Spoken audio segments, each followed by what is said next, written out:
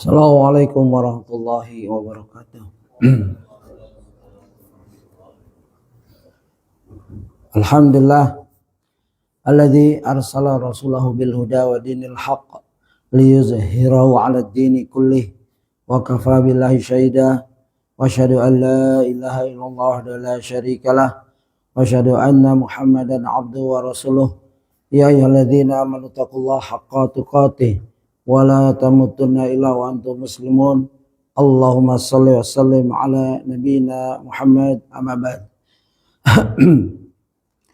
Ikhwah rahimani wa rahimakumullah, jamaah salat subuh Masjid Al-Balad Curug Bojongsari Depok yang berbahagia, yang semoga Allah memberkahi hari-hari kita, terutama di pagi harinya, dalam rangka beribadah sesuai dengan firman Allah, wa ma khalaqtul jinna wal insa illa liya'budun, di mana ibadah adalah tujuan hidup kita dan Allah telah memilih kita untuk memahami tujuan hidup. Sementara jutaan atau bahkan mungkin miliaran orang masih belum paham kenapa dia hidup, untuk apa tujuan dia hidup. Memahami tujuan kita hidup adalah suatu nikmat yang tidak semua orang dapatkan. Begitu seorang tahu tujuan dia hidup, dia akan terarah jalannya. Sebagaimana seorang mengendarai kendaraan, kalau dia tahu tujuan perginya, dia akan tenang. Kalau dia mengendarai hewan, hewannya pun akan tenang. Kalau dia mengendarai kendaraan yang kecepatannya 200 km per jam, dia juga tenang karena dia tahu arah perjalanan dia. Coba bayangkan, kita mengendarai kendaraan yang kecepatannya 300 km, gas full, tapi tidak tahu arahnya. Ya, nabrak kiri, nabrak kanan, dan lain-lain. Na'udzubillah min dzalik. Hendaklah kita bersyukur. Dari segi kita memahami dan mempraktekkan. Jadi bukan memahami saja. Itu yang paling penting adalah memahami dan melaksanakan ibadah. Detik-detiknya, menit-menitnya, hari-harinya, pekannya, bulannya, tahunnya. Sampai kita wafat. Hatta ya'tiyakal yakin. Sampai kita wafat. Sampai datang keyakinan, yaitu kematian. Dan tidak ada di muka bumi ini yang hidupnya 1000 tahun. Setelah Nuh alaihissalam. Kita tidak dapat berita tentang manusia hidup 1000 tahun. Kecuali Nuh, ya mungkin setelahnya tercatat. Pelajaran kita kali ini adalah lanjutan, ya mungkin ini tema yang panjang. Pernikahan Nabi SAW, Nabi kita tercinta, ukhwatun hasanah, role model, contoh hidup. Ya, ada contoh mati. Ya, kalau Rasulullah hidup terus. Kenapa? Karena tercatat semua contohnya di Quran dan Sunnah. Yang mati hanya jasadnya, tapi seluruh contohnya masih hidup. Kalau kita tidak bertemu hadis, kita ketemu athar para sahabat besar. Ya, athar Abu Bakar yang mengamalkan contoh hidup karena mereka orang-orang yang belajar. Umar radhiyallahu anhu, contoh hidup bagaimana beliau menerapkan seluruh ajaran yang beliau terima rezeki dari Allah, sempat mendampingi Rasulullah dan lain-lain. Dalam memerintah, dalam berkeluarga, dalam bermuamalah, dalam bertauhid, dalam beribadah. Contoh hidup juga Utsman bin Affan radhiyallahu anhu. Ya, bagaimana murah hatinya, dermawannya, kaya tapi tidak sombong. Contoh hidup Ali bin Abi Thalib, keberanian, kecerdasan, ya, ilmu. Ya, kalau seorang tidak dapatkan, tidak paham Quran dan tidak paham hadis, lalu dia bertemu athar, cukup. Ya. Apalagi dengan tabi'in, setelah itu tabi'in. Semua ulama warasatul anbiya, contoh hidup pelaksanaan kehidupan Rasulullah SAW. Jadi orang yang merasa Rasulullah wafat, ya, dan tidak ada bekas, tidak ada asar, memang benar-benar dianya yang wafat, bukan Rasulullah. Kalau ada orang susah beribadah menurut Quran dan Sunnah, dia yang sudah wafat. Ya, dia yang sudah jadi kubur, padahal dia masih hidup, masih makan, masih berjalan. Ya, dianya yang wafat, dia yang mati, dia yang telah Allah matikan hatinya. Jasadnya hidup, tapi hatinya tidak dapat berkah memahami kehidupan Rasulullah SAW. Oleh sebab itu adalah kita bersyukur. Syukur kita yang paling utama adalah ibadah sesuai dengan Quran dan Sunnah. Tidak akan seseorang mendapatkan ibadah sesuai dengan Quran dan Sunnah kecuali mempelajarinya. Ya, al-ilmu bita'allum. Ya, ilmu itu dipelajari. Ya, bukan nunggu di goa. Ya, Nabi juga bukan nunggu di goa. Nabi nggak tahu. Nabi hanya orang yang mencari ketenangan, sakinah, dan dia dapatkan di goa. Jadi salah sekali sampai sekarang ada orang yang ngikut Nabi yang salah. Ya, kalau mau nyari ilmu ke goa, nggak baca kitab. Yang datang syaitan, jin, ifrit. Ya, akhirnya kesesatan. Dan alhamdulillah kita sudah sampai di halaman 363.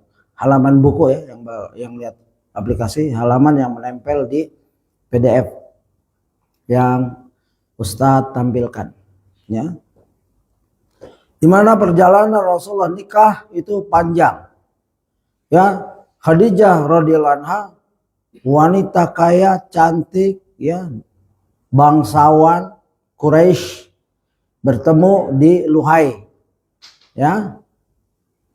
Bertemu Rasulullah, nasabnya yang telah kita bacakan sebelumnya. Dan ini adalah keagungan tersendiri bagi Khadijah. Beliau janda 2 kali dan yang ketiga ini sangat hati-hati. Beliau ngetes Nabi dengan sebagaimana Asar Umar. Ya, untuk mengenal seorang engkau harus tes, ya. Umar pernah bertanya, siapa yang menjadi saksi fulan? Aku ya Rasul, aku ya Umar, ya Khalifah. Apa yang kau kenal? Apakah engkau tetangganya? Bukan. Ya, yang disebut tetangga, dia tahu kapan dia keluar rumahnya, kalau pintunya berdekatan, dia tahu pulangnya kapan kerjanya, dia tahu kesibukannya, ya begitu. Dan adalah bertetangga jika biasa bertemu di masjid, kalau tidak pernah berjumpa kita tanyakan, saling bertanya. Mungkin dia sakit, mungkin dia perlu bantuan, begitu. Ya itu tetangga namanya, itu kenal namanya. Lalu Omar, kamu bukan tetangga? Bukan. Lalu dites lagi. Apakah kamu pernah bermuamalah keuangan dengannya? Dagangkah ini itu? Belum pernah. Lalu Umar ngetes lagi. Apakah kamu pernah safar bersamanya? Belum pernah. 3 indikasi ini telah dilaksanakan oleh Khadijah radhiyallahu anha. Padahal Khadijah hidup sebelum wahyu turun. Ini baru mau nikah. Wahyu turun Rasulullah umur 40 tahun. Ya, diberitakan Rasulullah nikah dengan Khadijah umur 25 tahun. Tapi Khadijah telah melaksanakan Asar Umar. Ya, Khadijah mendengar tentang kebaikan Muhammad SAW, Nabi muda kita. Khadijah mengetes dengan muamalah, ditawarkan perdagangan, bukan langsung melamar. Ya, Khadijah mengetes di perjalanan safar. Rasulullah safar dengan utusannya, ya, masyarah. Begitu komplitnya Khadijah. Padahal asar ini asar Umar radhiyallahu anhu. Umar bagaimana Umar ya berkata seperti ini karena belajar dari Nabi.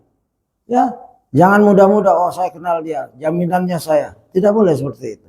Kenal itu ya pernah bermuamalah, pernah safar, bertetangga, boleh kita jadi saksi. Ya wallahu a'lam. Ya hadis yang yang kita akan bacakan adalah rentetan dari kesaksian Aisyah radhiyallahu anha, istri Nabi yang paling muda, tentang istri Nabi yang paling tua. Ya, hadis-hadis yang membicarakan. Khadijah tidak meriwayatkan hadis. Ya sedikit sekali mungkin tidak, saya belum pernah dapat. Ya, kalau Aisyah meriwayatkan hadis, bahkan tentang madunya, bukan madu. Ya, kalau madu kan Aisyah duluan nikah. Kalau ini Khadijah sudah bukan saingan sebenarnya. Ya, tapi kesaksian Aisyah tentang Khadijah. Karena begitu cinta yang mendalam Rasulullah SAW terhadap Khadijah radhiyallahu anha.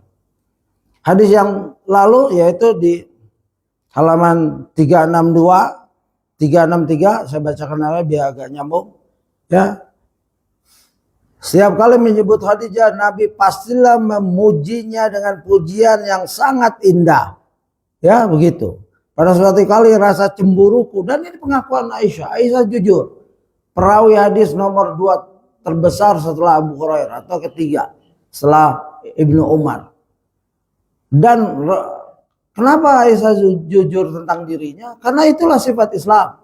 As-sidqu yahdi ilal bir. Kejujuran akan membawa kepada kebaikan. Walaupun tentang diri kita, ya. Kadang-kadang kita baca buku atau ingin ngajar.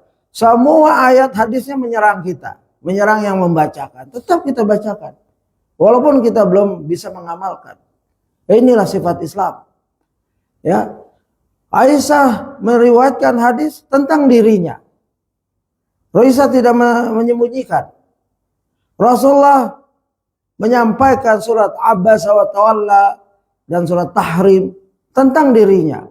Surat Abasa wa Tawalla bermasa muka ketika ada mad'u yang setia ngikut Rasul di mana saja. Ya, Rasulullah agak bermasa muka. Ditegur langsung sama Rabbnya karena din ini bukan punya Muhammad. Ya, inna dina indallahil Islam. Din yang di sisi Allah adalah Islam, itu punya Allah. Kalau din ini punya Nabi Muhammad SAW, pastilah paman-pamannya sudah dapat dispensasi. Ya, oh paman, kamu nggak Islam nggak apa-apa, tenang aja, kamu dijamin surga, tenang saja. Kamu paman saya. Tidak ada kata seperti itu. Din ini mutlak punya Allah dan Allah memasukkan neraka kepada siapa yang ia kehendaki dengan tidak diberi petunjuk. Dan Allah memasukkan jannah kepada siapa yang dikehendaki walaupun orang itu hidup jauh dari Mekah. Ribuan kilometer. Tapi dikit dapat hidayah. Seperti kita ini. Ada yang diantara kita belum pernah umrah, belum pernah haji. Ya, tapi Allah sampaikan hidayah ini. Nah itulah. Oleh sebab itu, Aisyah belajar dari guru dan suaminya. Bagaimana bersikap jujur terhadap dirinya. Yaitu dia dengan pengakuan. Setiap kali menyebut Khadijah, Nabi SAW ya. Pastilah memujinya dengan pujian yang sangat indah. Pada suatu kali rasa cemburuku pun bangkit ketika mendengar pujian-pujian tersebut. Ya, aku pun mengatakan, alangkah seringnya engkau menyebut-nyebutnya. Bukankah ia hanyalah seorang wanita yang sudah tua? Maksudnya ompong. Gak peduli ya, istri Nabi kah, calon istri Nabi. Kalau udah tua umumnya ompong. Ya, kalau masih ada giginya, ya itu karena dia merawatnya, mungkin makan minum sirah atau apa, ada. Ya sampai meninggal nggak ompong ada. Tapi keumumannya ini, ya.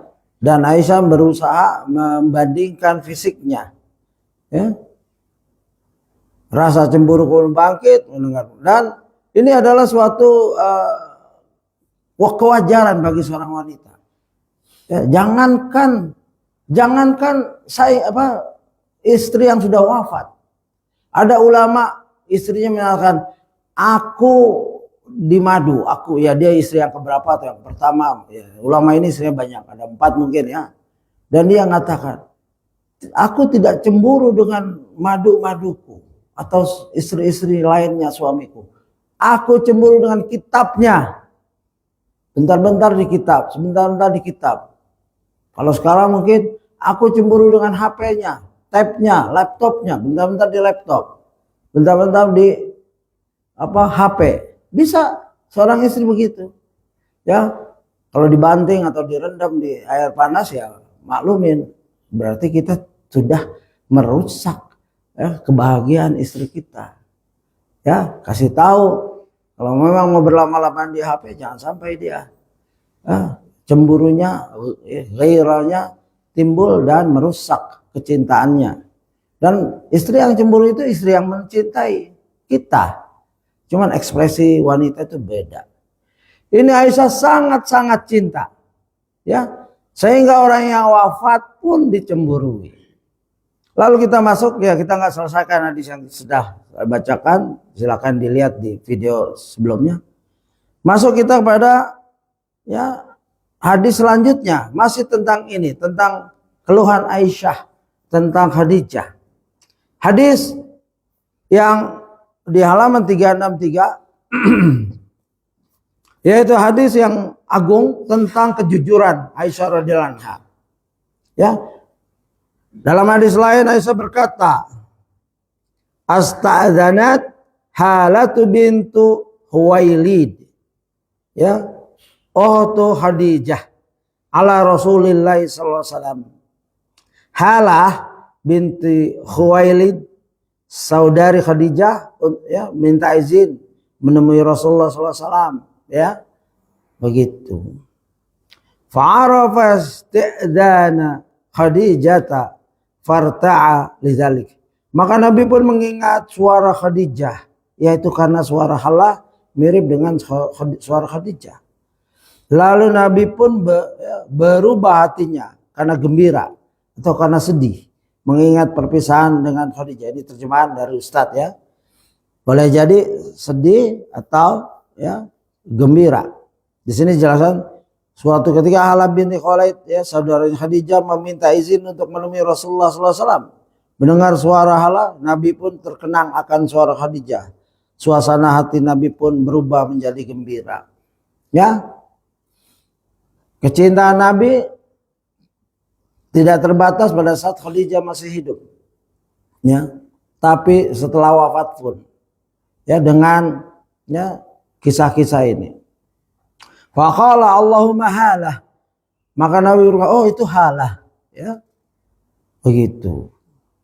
Qalat faghirtu, coba pengakuan Aisyah radhiyallahu anha, aku Aisyah pun cemburu.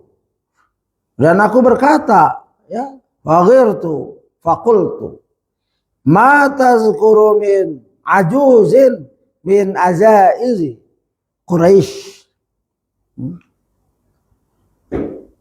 Cemburu kalau diam saja nggak apa-apa. Cemburunya wanita sering bicara atau banting pintu atau lain, ya, yang pernah mengalami itu silahkan kenang sendiri kepahitan cemburunya wanita. Ya, kalau perlu, kalau kecemburuan itu dia pengen mindahin gunung, bisa dipindahin gunung. Ya, ada seorang cerita pada saya dan saya nggak namakan ini. Ya, dia punya istri 2. Dia bilang istrinya, dia mau pergi, istrinya bilang, tolong pulang bawa nanas ya, saya ingin nanas. Pulang istrinya sesuai, bawa nanas, ya, kasih 5 ini atau berapalah jumlahnya. Lalu sampailah, ini bukan giliran di dia, tapi dia pulang bawa nanas. Ini Umi atau apa gitu, sayang. Terus istrinya ini nanya, nanas yang itu untuk siapa? Untuk yang sana lah. Bukannya terima kasih, itu suami baru pulang jauh-jauh dilemparin nanas mukanya. Nah itulah cemburunya istri. Ya kita maafkan, antum dan nasihatin. Kalau punya istri 2, apa-apa yang usul istri yang lain nggak usah nggak usah kasih lihat. Mau antum beli 100 buat dia, nggak usah kasih lihat. Bilang aja, ini untuk kawan nitip. Boleh bohong seperti ini dalam rangka mencegah perang dunia ketiga, ya kan? Gitu. Ini yang pengalaman, ya. Yang nggak pengalaman ya dipikirin aja, kira-kira dicatat ilmunya. Ya. Ya, dia minta nasihat. Gimana tuh Ustaz? Ya lain kali antum beli, unjuk kasih dia. Seakan-akan nggak ada saingan. Ini untuk kamu semua. Ya begitu, boleh.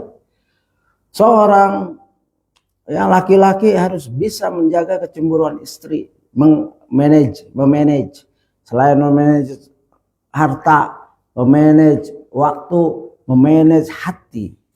Ya, karena mereka ingin menguasai kita 100%. Kata aku bilang, ibu saya saja nggak bisa menguasai saya 100% yang lahirin. Kamu ngelahirin, enggak. Ya, ibu saya yang lahirin dan menyusui dan lain nggak bisa menguasai saya. Saya punya hak untuk hidup sesuai dengan yang Allah kasih. Nah, ini Nabi pun mengingat suara Khadijah, ya, karena suara halah. Lalu ya jadi apa? Efeknya apa? Nabi nggak mengira ingin bikin istri tersayangnya cemburu. Nggak ada itu konsep itu. Itu otomatis natural sebagai laki-laki mengenang kekasihnya, ya, yang telah lama meninggal, ya. Aisyah semua hal. Kalau wanita cemburu, suara, hadiah tadi tuh, ya, ingat tadi apa? Nanas, itu bisa cemburu. Seorang laki nggak tahu, dia kasih aja, polos. Laki itu lebih cenderung polos dalam bab ini. Ya, polos boleh, bodoh jangan. Ya, polos boleh, bodoh jangan. Bodoh susah istri. Ya, kalau kita bodoh dalam hal manajemen hati, capek istri. Coba lihat bagaimana Rasulullah, ya, tidak sengaja membuat Aisyah cemburu. Yang engkau kenang, ini. Fakultu ma tazkuru min ajuzin min azaizul Quraisy hamra'is sadaqain. Yang kau kenang itu adalah seorang wanita tua dari wanita-wanita tua Quraisy yang merah gusinya, yang udah ompong. Hadis ini hadis-hadis ini menguatkan tentang bahwa Khadijah benar waktu nikah Rasulullah 40-an. Karena nggak mungkin Aisyah yang tidak berjumpa menggambarkan Khadijah setua itu. Ini hadis-hadis yang dipakai oleh ulama dalam rangka menguatkan bahwa Khadijah memang usianya sekitar 40-an waktu Nabi menikah, ya, dengan usia 25. Ini yang lebih saya pun cenderung. Kalau muda-muda nggak ada kisah yang aneh-aneh. Artinya Nabi seorang perjaka tulen berani menikahi janda yang anaknya 6 kalau nggak salah, ya.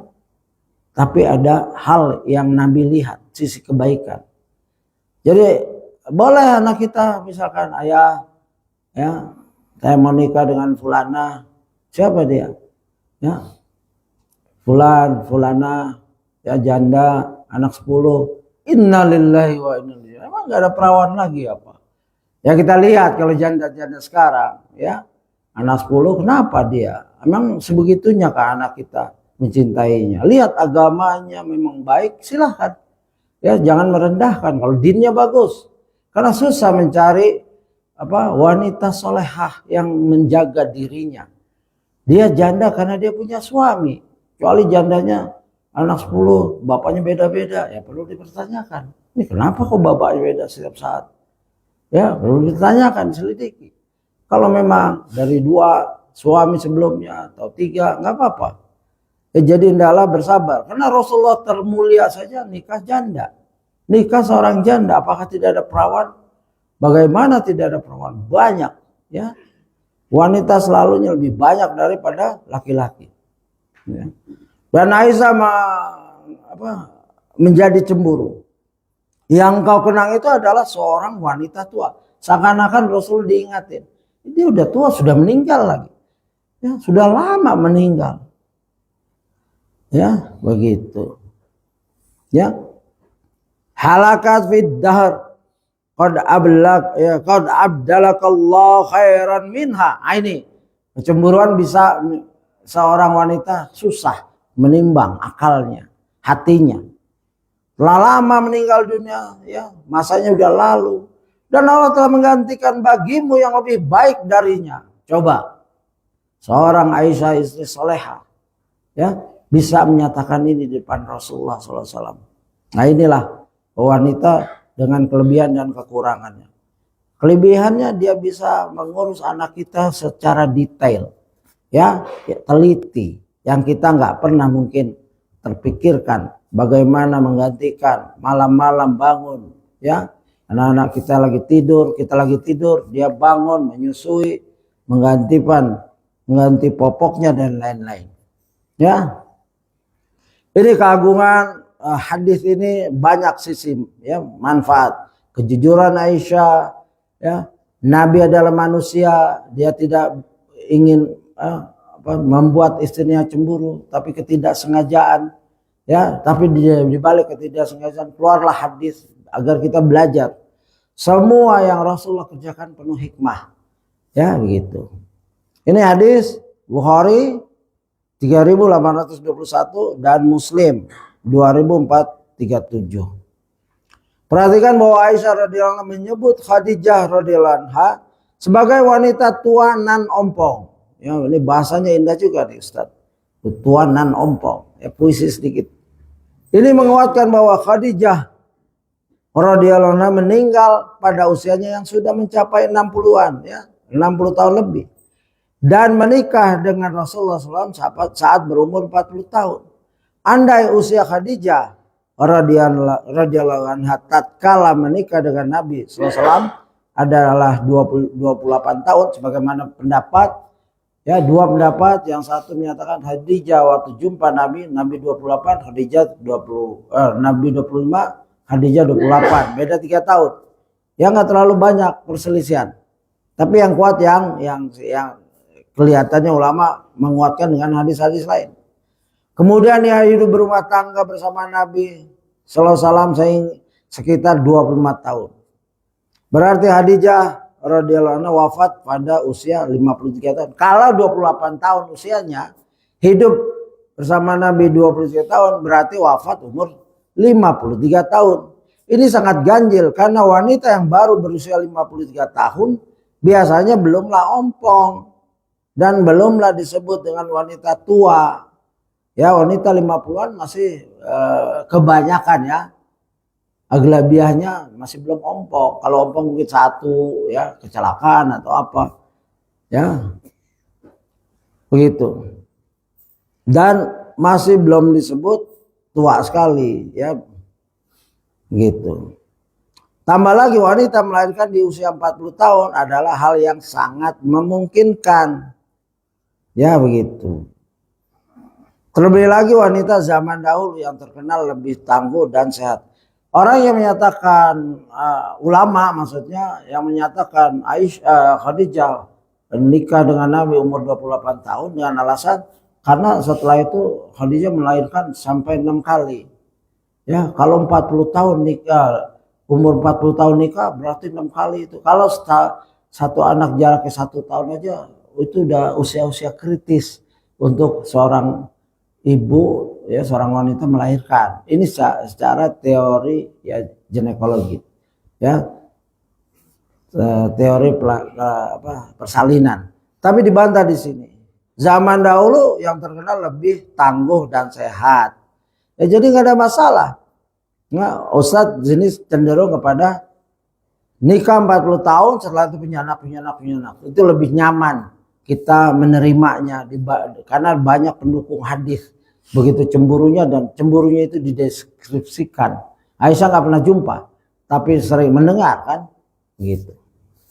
Setelah menikah dengan Khadijah, Rasulullah SAW menjalani kehidupan yang luar biasa dan penuh dengan kebahagiaan. Bagaimana tidak, ya, sementara beliau, ya, SAW didampingi oleh seorang kekasih yang salehah, pengasih, cerdas, nan jelita. Sekedar kecantikan, kekayaan, dan keindahan tubuh dari seorang wanita tidaklah akan mendatangkan kebahagiaan kecuali jika ia dibarengi dengan kesalehannya, ya, kesolehahannya. Ia mungkin saja mendatangkan kelezatan yang fana, namun jauh dari kata kebahagiaan hakiki. Jadi kebahagiaan rumah tangga, ya, saudaraku sekalian, ada dua, kebahagiaan hakiki, kebahagiaan yang fana. Kebahagiaan fana, jalan-jalan bersama, ya, dan lain-lain di dunia ini fana, akan hilang. Tapi kebahagiaan hakiki, baca Quran bersama, belajar bersama, mendengarkan kajian bersama, saling nasihat menasihati, wa tawassaw bil haq, wa tawassaw bis sabr. Yang paling berhak mendapatkan nasihat kita adalah istri kita. Dan kita yang paling berhak kita dengar nasihatnya adalah istri kita. Karena istri kita tahu luar dalamnya, teman kita nggak tahu. Ibu kita juga nggak tahu kadang-kadang ayah kita. Begitu kita punya istri, dia tahu luar dalam, ban luar, ban dalam. Kalau mobil itu bannya dia tahu nih. Tukang ban tahu ban luar, ban dalam. Nah, istri kita seperti itu. Kemalasan kita, kemarahan kita, kecuekan kita, ya, kerajinan kita dinilai. Ya, oleh sebab itu kalau istri menyaksikan suami saya baik, ya itu diterima. Ya, Khadijah menyatakan, ya, Rabbmu nggak akan mencelakakanmu. Engkau orang yang menjalin silaturahmi. Engkau yang orang menolong orang kesusahan, dan itu diterima langsung oleh hadis.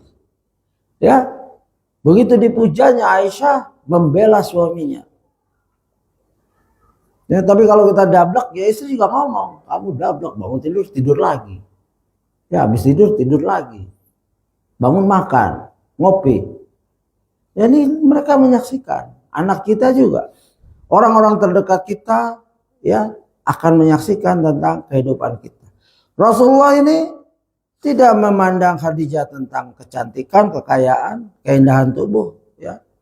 Karena itu nikmat yang fana, itu semua sirna. Kalau sudah umur 60 tahun hilang semua kecantikan. Ya. Kekayaan bisa hilang. Bisnis gagal dan lain-lain. Ya, ini kesolehan ya, solehahnya yang akan kekal, ya. Wal baqiyatus shalih, ya, wal mar'atu salihah, ya, dalam satu ayat yang artinya wanita soleh itu baki, kekal, ya, kebaikannya, yaitu sampai akhirat. Bagaimana Rasulullah susah melupakan Aisyah, dan memang gak ingin kita lupakan kebaikan orang, ya, karena itu perintah Allah. Man lam yaskurillah, man lam yaskurin nas, lam yaskurillah. Barang siapa tidak berterima kasih kepada kebaikan manusia, sungguh dia tidak bersyukur pada Allah. Ya, sesuai Rasulullah melaksanakan hadis itu. Ya, hadis itu jauh sebelum Rasulullah berbuat. Jadi Rasulullah berbuat, ada hadis. Hadis kadang-kadang untuk orang lain, nasihat sahabat. Tapi Rasulullah melaksanakan sebelum jadi nabi bahkan. Ya, Rasulullah mengenang kebaikan Khadijah, istrinya tercinta. Ya, inilah ya kelezatan yang hakiki. Khadijah radhiyallahu anha adalah wanita yang sangat mencintai Nabi SAW. Beliau ya radhiyallahu anha rela mengorbankan apapun demi membela dan mendukung Muhammad SAW. Dari sini para ulama menyimpulkan akan urgensi kerjasama antara seorang berilmu dan seorang yang berharta dalam berdakwah. Karena Rasulullah SAW bersabda, ini ulama mengambil fawaid atau faidah. Pentingnya berdampingan seorang yang berilmu dan orang yang berharta. Kalau satu orang berilmu dan berharta itu bagus sekali, tapi jarang. Yang begitu itu Nabi Sulaiman, Nabi Daud, nabi-nabi. Ya, Nabi Muhammad tidak berharta. Ya, penggembala kambing, hidup sederhana. Ya, tapi Allah kirim ya pendamping yang beliau cintai, ya, orang yang berharta. Ya, dan ini akan menguatkan dakwah beliau sallallahu alaihi wasallam. Ya, Rasulullah bersabda, la hasada illa fisnain rajulan atahullah malan, ya, wasullitu ala halakatihi fil haq, ya, fil haq. Wa rajulun atahullahul hikmah fa huwa yaqdi biha wa yu'allimuha. Tidak boleh hasad kecuali kepada dua orang. Kalau sudah tidak boleh kecuali, ya, ini istisna, perkecualian. Ya, nggak boleh masuk ruangan itu ya kecuali fulan-fulan. Nah begitu. Ya, bukan semuanya tidak boleh masuk ruangan itu. Tidak boleh nih, yang di ruangan ini nggak boleh masuk kecuali fulan-fulan, ya, masuk situ. Begitu. Makanya ada tulisan staff only. Ya, cuman pegawai. Ya, kita nggak boleh nyelonong kalau bukan pegawai.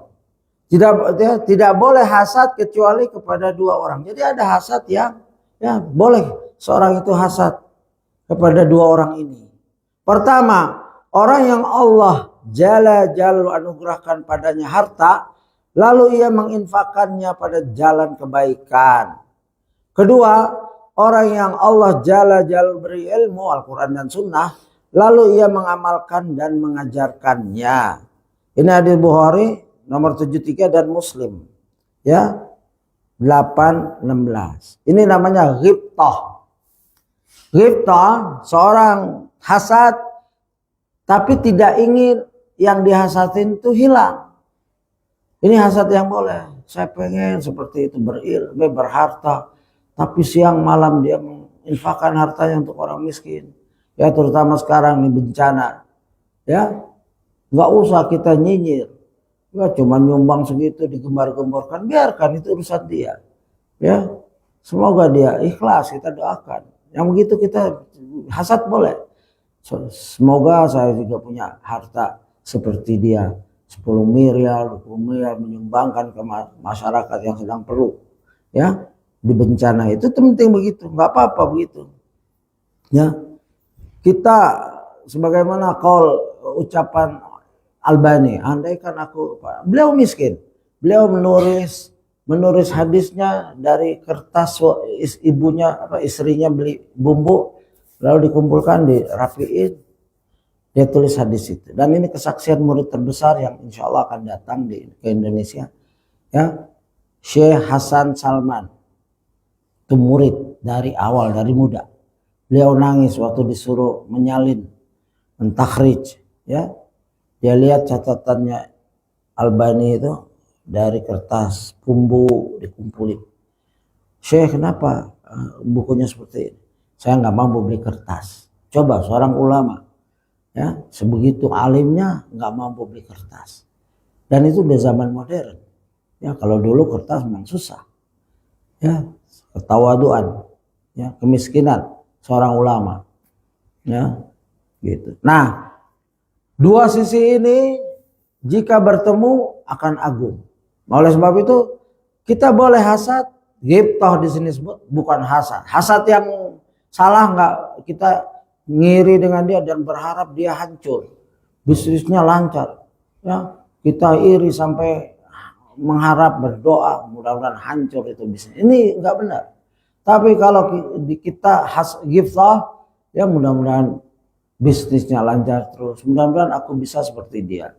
Ya, Imam Al-Albani pernah menyatakan, kalaulah aku punya harta yang banyak, aku akan mendirikan pondok untuk hadis dan lain-lain. Itu boleh seperti itu. Dan ulama punya cita-cita yang agung. Ya, ada yang tercapai, ada yang tidak. Kadang-kadang tercapainya setelah wafatnya. Betapa banyak markas Al-Albani menelurkan banyak dokter-dokter. Ya, kami pernah jumpa daurah 3 hari 5 hari. Muridnya masih muda, dokter hadis. Ya, begitu detailnya ilmunya. Ya, padahal Albani sudah wafat. Gitu. Jadi tidaklah seorang yang kaya meniru ini. Boleh, nggak apa-apa kita dihasadin orang, tapi kebaikan.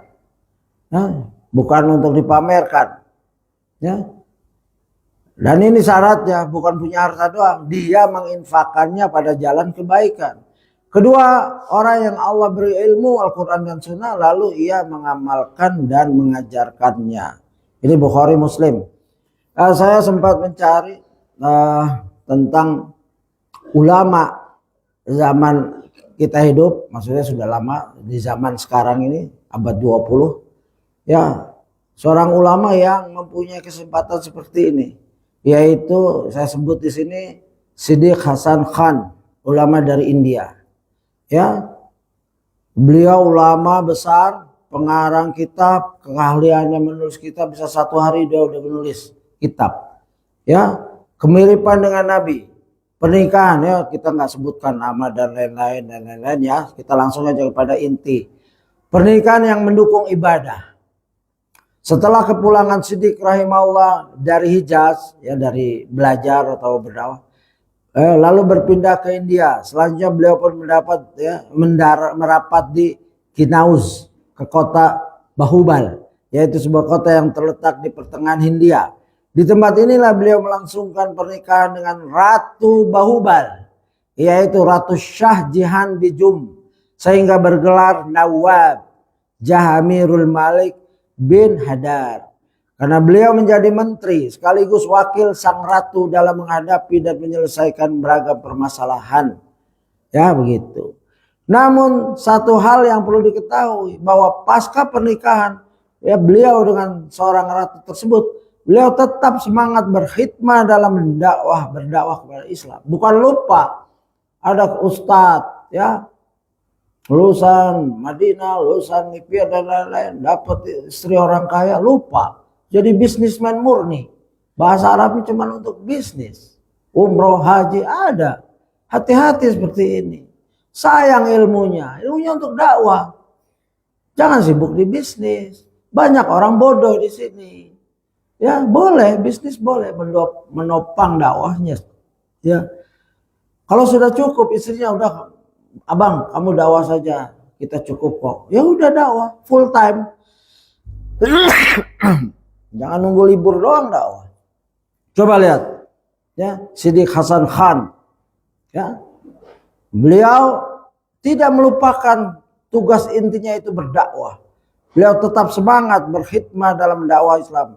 Ya, baik dengan lisan atau tulisan. Padahal bisa ya kita bayangkan sejak saat itu beliau hidup berkecukupan dan cukup sibuk dengan urusan pemerintahan. Sekali ya, hal tersebut tidaklah memadamkan antusias beliau dalam menuntut ilmu dan lain-lainnya. Begitu. Beliau banyak kitabnya juga, bahkan dibilang karena hidupnya enak ya, menulis kitab satu hari selesai. Nah, kitab-kitab banyak sekali. Ya, begitu. Bentuk tulisan tangan, ya. Nah, ini belajar kita dari kisah Khadijah radhiyallahu anha kepada suaminya, dilimpahkan semua hartanya. Ya, jangan sampai mendapat istri kaya bilang, suamiku tenang saja, hartaku adalah hartamu. Begitu istrinya, suaminya kok nggak kerja, kok kamu dibangkit terus, naudzubillah. Ya, ini istri yang buruk. Ya, bukannya membantu dakwahnya suami, bahkan membebankan padahal dia udah kaya. Ya ini nggak boleh, ini bertentangan dengan ya kebaikan. Dakwah sulit berjalan jika hanya mengandalkan ilmu tanpa disokong dari sisi dana. Ya, dan sebaliknya dakwah hanya dengan dana tanpa bimbingan seorang yang berilmu pun juga akan merusak. Dua sisi seperti koin, mata uang atau lembaran uang. Nggak bisa kita belanja separoh ya kosong, itu uang palsu. Koin juga ya begitu. Ini artinya pendekatan, analogi seperti itu. Kalau mampu ekonomi, nggak memberatkan umat, seorang ustaz, seorang ulama ya seperti Siddiq Hasan Khan, bahkan beliau diberitakan membagi-bagi ke ulama lain kitab Fathul Bari baru diterbitkan. Kita baru awal-awal diterbitkan itu tercecer di Turki, di Jerman, di Saudi, di Jordan, dikumpulkan jadilah kitab Syarah Bukhari ya Ibnu Hajar Al-Asqalani, lalu dicetak, lalu dibagikan oleh Siddiq Hasan Khan. Itu salah satu berita kebaikannya. Ya, beliau fokus menuntut ilmu, menyebarkan ilmu dari harta suaminya, dari kedudukannya. Setelah nikah jadi menteri, wakil. Ya, coba kita bayangkan kalau presiden kita seperti itu, ulama. Ya, suatu saat insya Allah. Seperti apa? Seperti Umar bin Abdul Aziz. Khalifah ulama. Sehingga dia hidup zuhud. Nggak kuat, saudara apa? Keluarganya nggak kuat. Beliau tidak menyentuh makanan-makanan. Beliau fokus mengurus umat. Ya, bahkan ada yang bilang khalifah itu ada 5. Ya, Khalifatul Rasyidin, Abu Bakar, Umar, Utsman, Ali, dan Umar bin Abdul Aziz. Wallahu a'lam. Ya, begitu. Sehingga Nabi SAW dan Khadijah adalah seorang wanita saudara yang di kemudian hari mendukung dakwah Nabi SAW secara totalitas. Yang nggak dibangkit-bangkit suaminya menggunakan harta itu. Itulah kesaksian istri soleha, kesaksiannya suaminya. Ya, suaminya yang ngomong itu. Rasulullah yang ngomong ini. Selain Khadijah radhiyallahu anha, Abu Bakar juga termasuk saudagar kaya raya yang ikut serta mendukung dakwah Nabi SAW. Kita semua tahu kisah ketika Bilal disiksa, radhiyallahu anhu disiksa oleh tuannya, Umayyah bin Khalaf. Abu Bakar ya radhiyallahu pun langsung membelinya dan membebaskannya karena Allah ya jalla jalaluhu. Karena saat itu Nabi SAW tidak memiliki kemampuan finansial untuk memerdekakan Bilal radhiyallahu anhu. Dan membeli dan memerdekakan budak hanyalah bisa dilakukan oleh para saudagar.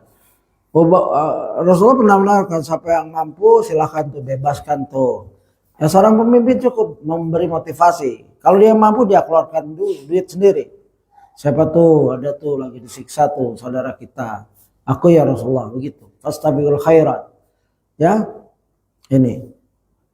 Jika ada pertanyaan silakan. Tema itu sudah habis, kita masuk ke tema baru yaitu keutamaan Khadijah. Ya, ini berlembar-lembar. Al-Ustadz Al-Fadil Dr. Firanda Dirja LCMA menulis tentang Khadijah berlembar-lembar. Ya, kita mengambil, menggali, mencari, ya, menyelami faidah yang kita dapatkan dari tulisan ini. Keutamaan Khadijah. Khadijah radhiyallahu anha memiliki banyak sekali keutamaan. Di antaranya, satu, wanita terbaik di zamannya.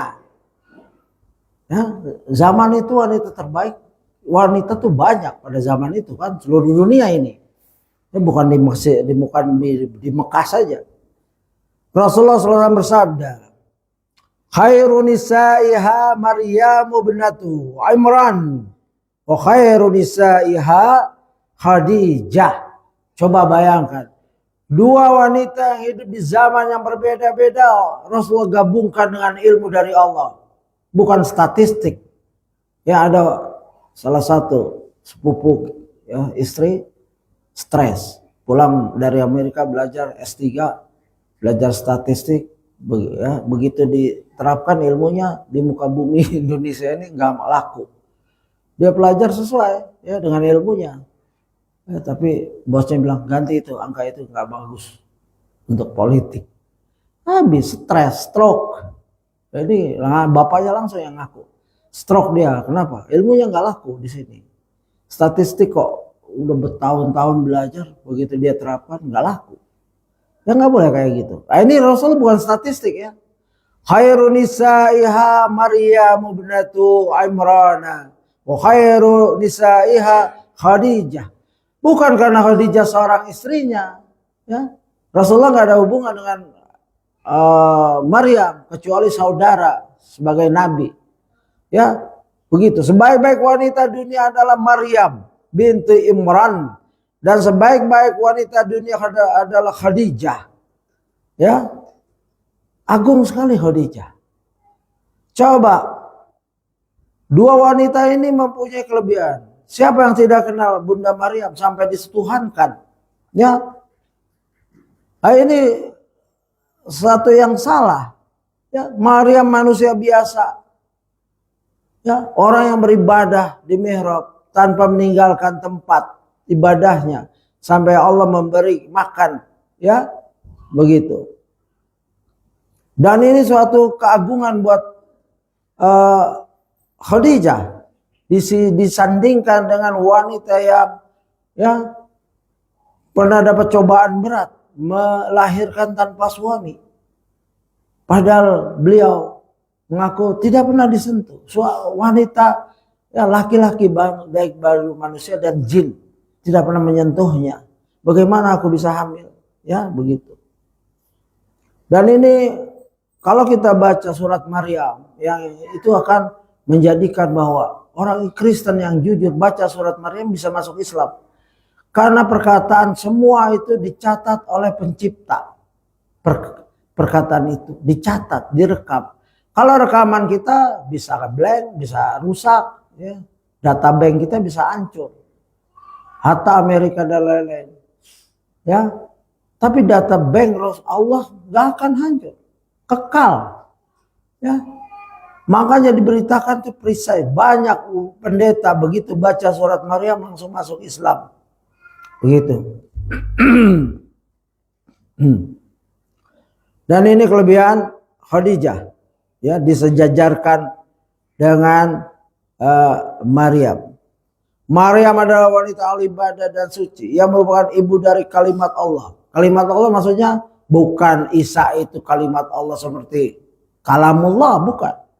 Allah tiupkan langsung roh, ya, ke dalam tubuhnya Maryam, ya, begitu. Nabi SAW, putri Imran yang satu ini adalah wanita terbaik dan tersempurna, ya, begitu. Sifat Maryam dalam surat Tahrim, ya, dan ingatlah Maryam binti Imran yang memelihara kehormatannya, maka kami tiupkan ke dalam rahimnya sebagian dari ruh ciptaan kami, dan dia membenarkan kalimat Rabbnya, ya, dan kitab-kitabnya. dan dia adalah termasuk orang-orang yang taat, ya. Maryam ibnata Imran allati ahsanat farjaha wa nafahna fihi ya min ruhina wa sadaqat bi kalimati ya rabbiha wa kutubihi wa kanat minal qanitin. Ya. Ini adalah wanita terhormat yang menjaga dirinya dari zina karena kesempurnaan agama dan penjagaan dirinya atau iffah. Karenanya Allah katakan maka kami tiupkan ke dalam rahimnya sebagian dari ruh ciptaan kami. Jadi bukan rohnya Allah. Bukan roh Allah. Ya. Tidak membayangkan seperti itu. Allah ciptakan ruh dan ditiupkan langsung. Ya, begitu. Dan kelebihan Maryam adalah mempercayai kitab-kitab. Ya, bukan kecantikan. Menjaga ya kemaluannya, menjaga kehormatan, itu kemuliaan wanita di mana saja. Ya, sampai sekarang ciri-ciri wanita mulia dia menjaga kehormatannya, baik kehormatan fisik, kehormatan rohani. Suaranya dijaga, akhlaknya dijaga, tingkah lakunya dijaga untuk suaminya, untuk calon suaminya. Kalau anak kita masih, anak-anak perempuan kita belum punya suami, ajarkan. Kamu ingin punya suami soleh, kamu jadi soleha. Begitu, anakku sayang, jaga suara kamu, jaga tingkah laku kamu. Kamu anak perempuan, dari kecil kita didik. Ya, masalah diterima apa enggak, ayah ngomong apa sih? Emang kan masih jauh nikah. Ya tapi dari sekarang kalau Allah ya panjangkan umur kamu, kamu nikah, pasti laki-laki cari yang soleha. Cantik, alhamdulillah. Kalau soleha itu cantik yang kekal. Ya begitu. Nah, ini sedikit tentang ibunya Isa alaihissalam. Ya begitu. Dan hendaklah kita memahami hadis ini dengan baik. Ya, kalau seorang disejajarkan khairun nisaiha Maryamu bintu Imran wa ini sejajar, mungkin di bawah sedikit. Ya, wasal nyambung. Ya, wa khairun nisaiha Khadijah. Sebaik-baik wanita dunia adalah Maryam. Ini dunia ya, bukan se-RT. Ya, se-cluster, bukan. Dunia. Dan Rasul berhak bicara kayak gini dapat wahyu. Makanya wahyu yain. Hadis ini wahyu. Wahyu kedua. Ya, bukan dari hawa nafsunya. Ya. Ibnu Hajar berkata, ini ulama pensarah hadis. Wa anna ma'naha anna kulla wahidatin minhuma khairun nisa'il ardi fi asriha.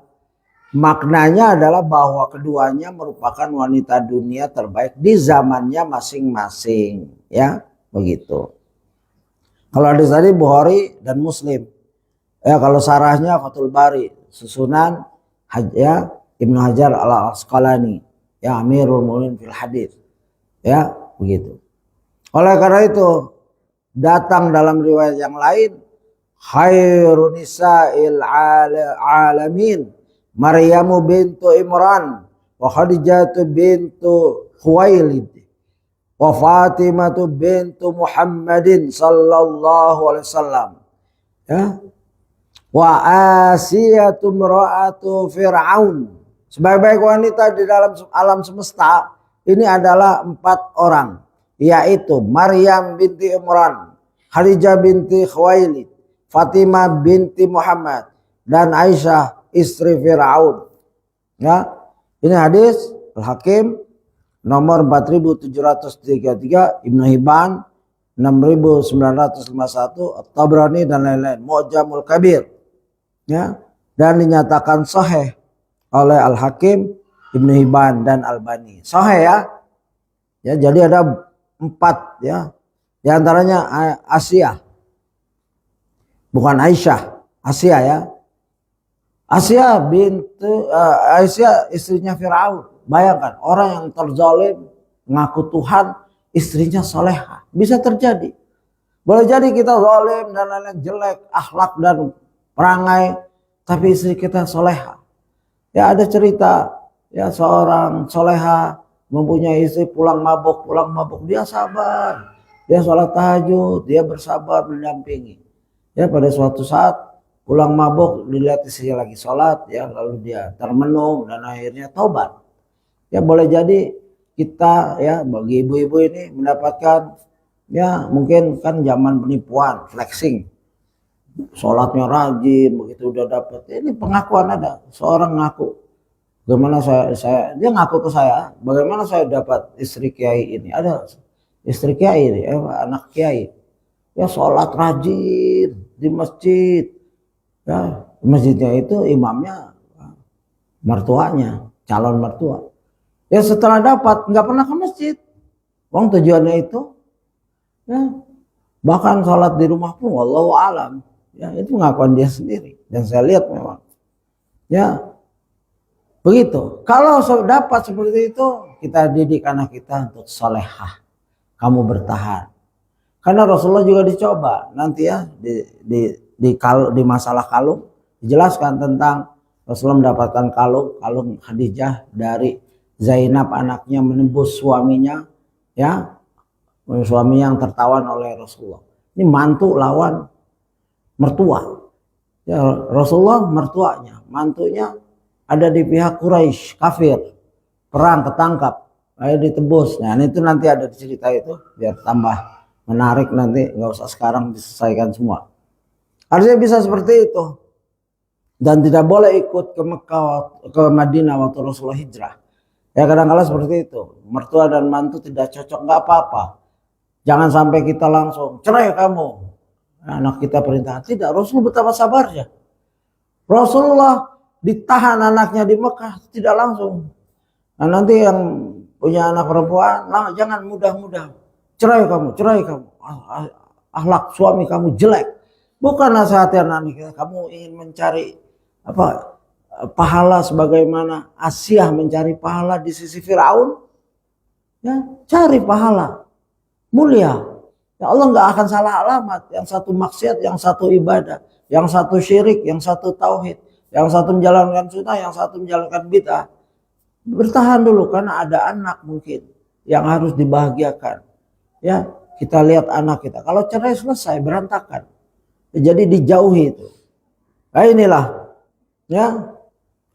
Dan oleh karena itu ya datang dalam riwayat yang lain, ya yang tadi ini hadis yang saya sudah bacakan, sebaik-baik wanita di alam semesta ini ada empat orang, yaitu Maryam binti Imran, Khadijah binti Khuwailid, Fatimah binti Muhammad, dan Aisyah istri Firaun.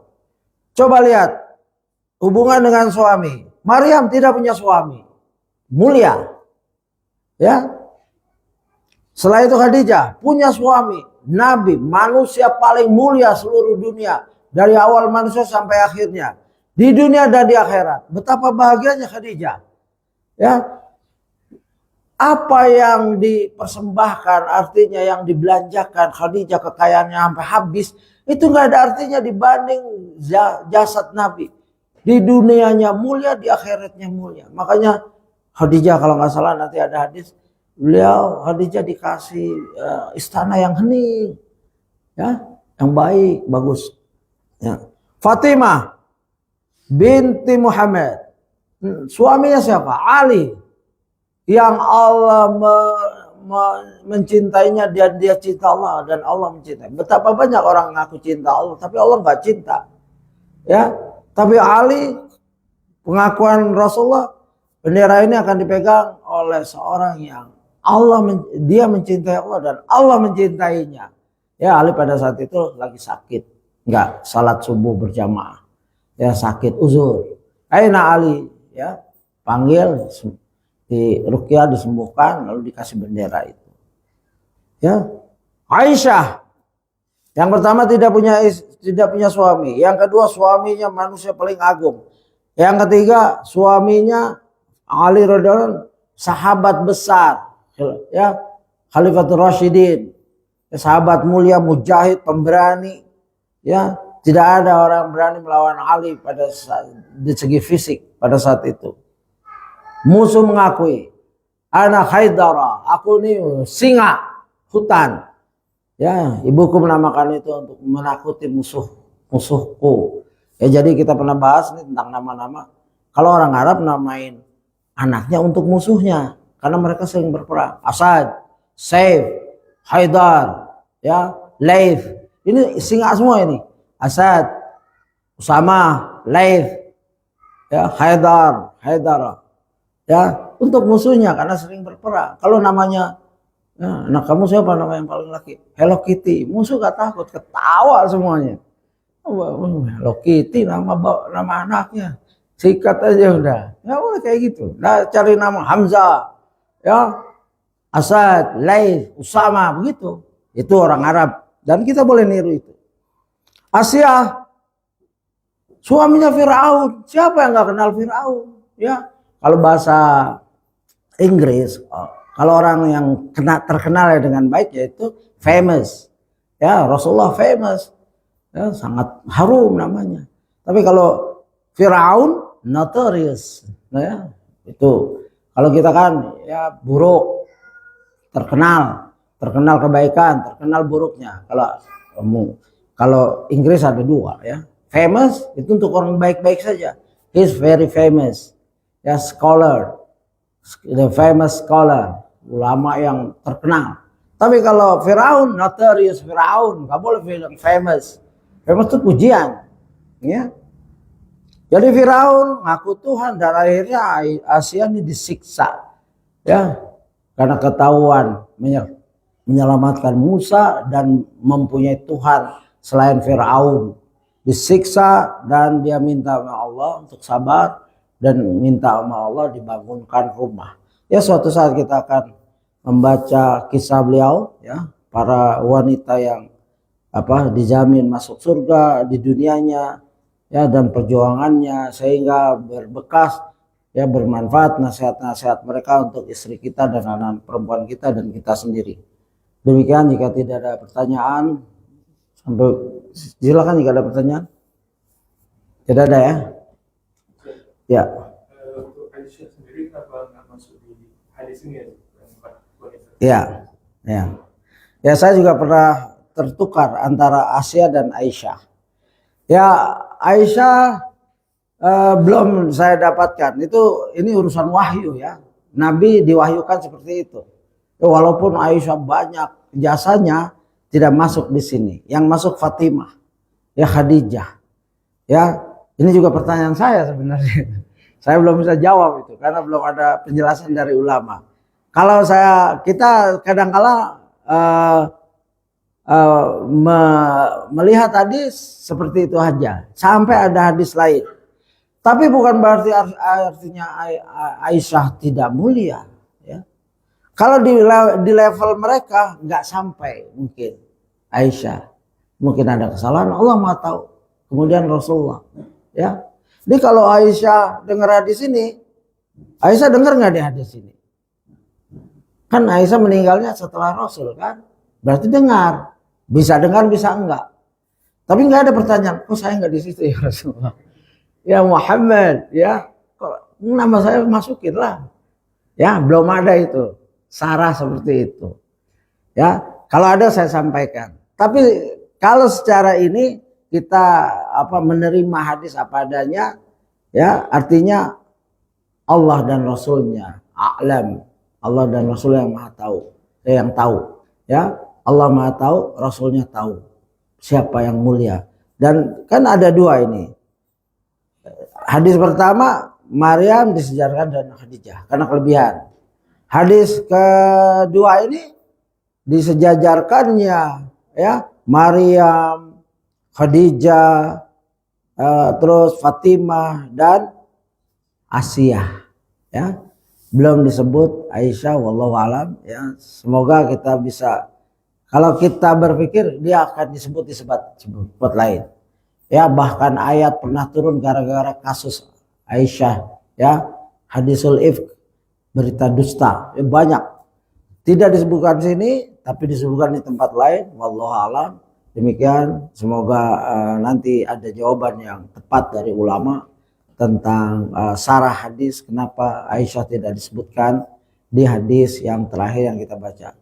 Saya mohon maaf jika jawaban dan penjelasan saya menyimpang ke sana sini. Jika bermanfaat ya alhamdulillah, jika tidak ya dilupakan saja. Yang kita pegang adalah tulisan Ustadz Dr. Firanda Dirja LCMA, karena kita sebagai amanah ilmiah kita harus bedakan mana ucapan saya, mana tulisan Ustadz, begitu. Subhanakallahumma bihamdika asyhadu an la ilaha illa anta astaghfiruka wa atubu ilaik. Assalamualaikum warahmatullahi wabarakatuh.